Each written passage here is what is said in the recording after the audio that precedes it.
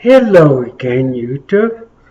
I just wanted to make another video for you that I'm calling reality check. That I want to talk about this common thread amongst various major entities that want to deny reality. It is quite annoying, and I think we need a new renaissance, some major cultural shift that just opens the eyes to society as a whole of reality. For example, it's not recent, but there's been a big growth in moon landing conspiracies. People saying we did not actually go to the moon. This is ridiculous for a vast number of reasons. But one reason that clinches it for me is the Apollo astronauts, when they were on the moon, they actually placed retro-reflectors on the moon. Now, these retro-reflectors are essentially mirrors. They're a little more technically advanced, but anybody with the know-how, the money, and the expertise and materials can shine a laser at the moon. It has to be at the right spot, but if you shine a laser, it will bounce back to you and tell you exactly how far away the moon is. So saying that we did not go there is quite ridiculous.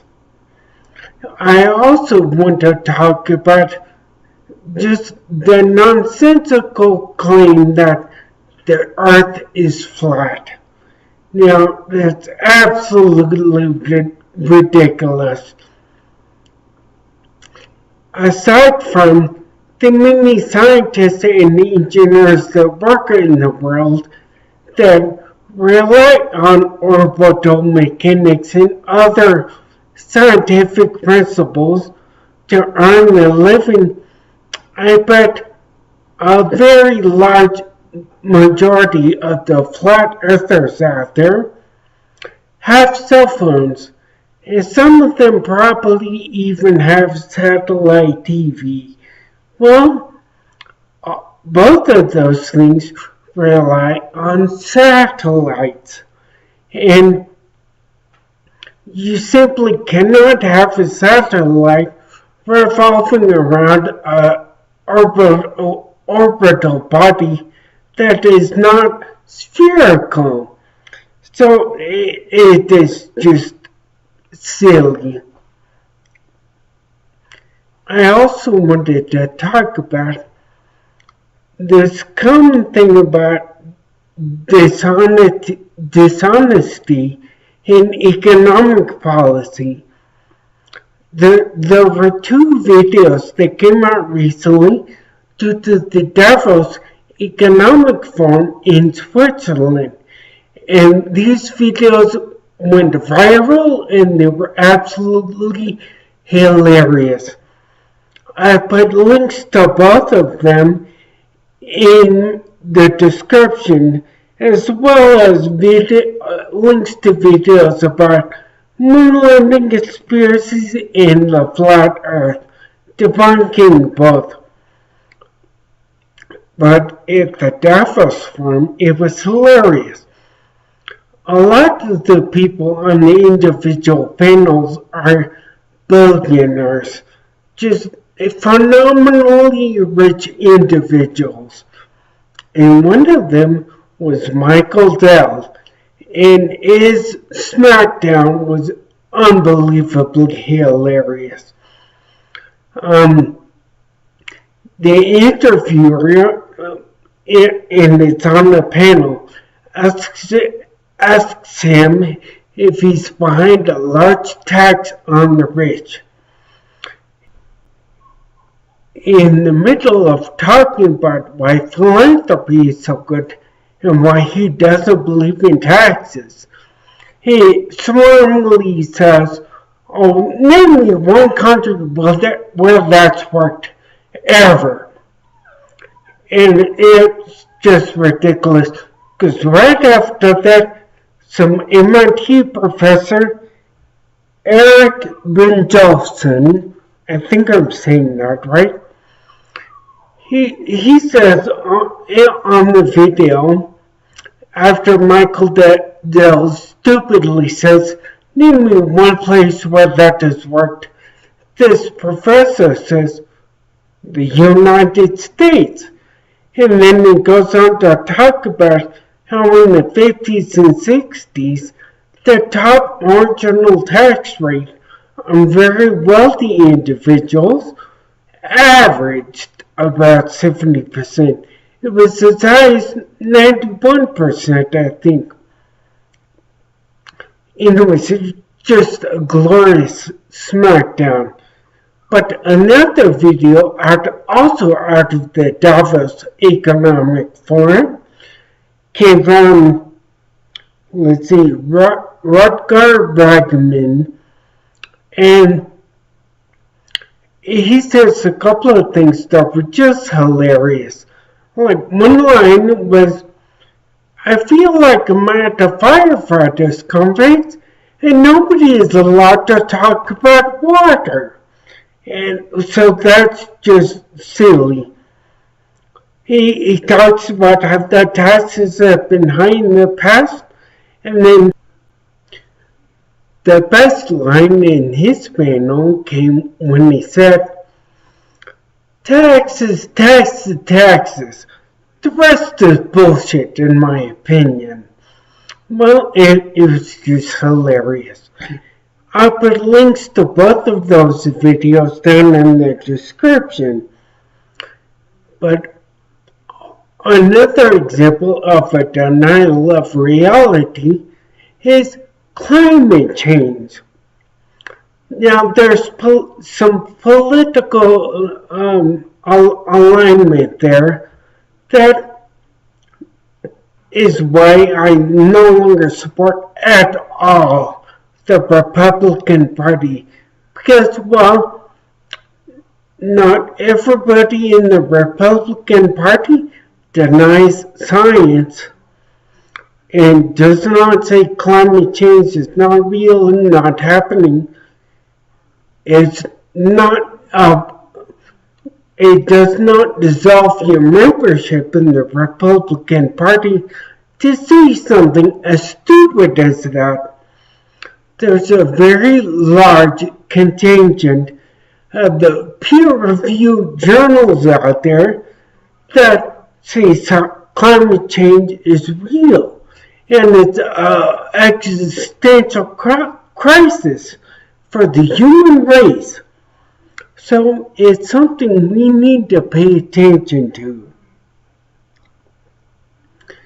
Now, the denial of that sometimes goes along with religion in the government. And that's something near and dear to my heart.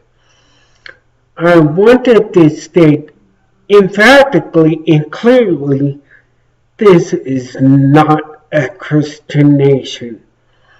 Some people say that, but they are just completely wrong. The words God, Jesus, and church are nowhere to be found in the Constitution. Church and religion is mentioned in the Bill of Rights, but it is mentioned in the Second Amendment in the Establishment Clause, where it says, "Congress shall pass no law respecting an establishment of religion or prohibiting the free practice thereof, thus thereby establishing our freedom of religion, as well as building the wall of separation between church and state. But that is currently affecting us. I'm gonna pick on a particular candidate for president right now, and let me be clear. If she winds up getting the nomination, I'll happily vote for her because I think the current administration is terrible and do not think we should be under Republican rule any longer. However, I watched a video of Kamala Harris's recent announcement for a presidential run, and I was absolutely disgusted. Now, you can name this or that or the reasons for or against her, and I have other reasons I do not think she makes a good candidate. But one thing that bothers me, that also bothered me about Hillary Clinton, although I still voted for Hillary, is the refusal to acknowledge the non-religious amongst Americans. There's actually a significant portion of Americans that consider themselves non-religious.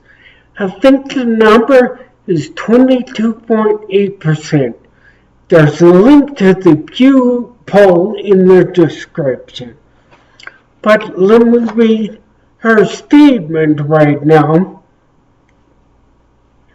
It says, and I quote, "With faith in God, with fidelity to country, and with the fighting spirit I got from my mother, I stand before you today to announce my candidacy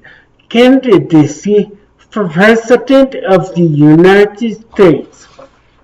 Now, with that statement, and with the first line in that statement, it's a clear statement to me and to the other non-religious and the religious amongst Americans that I am one of you.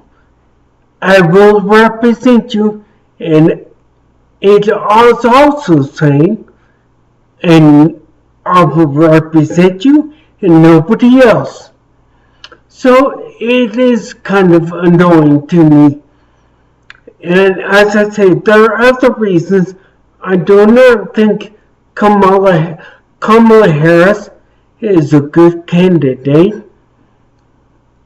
But the particular statement sticks in my craw, and I will not be voting for her in the primaries. Now, as I said, if she makes it through the primaries and gets the Democratic nomination, she will still get my vote. But that does not mean I think she's the best candidate for the job.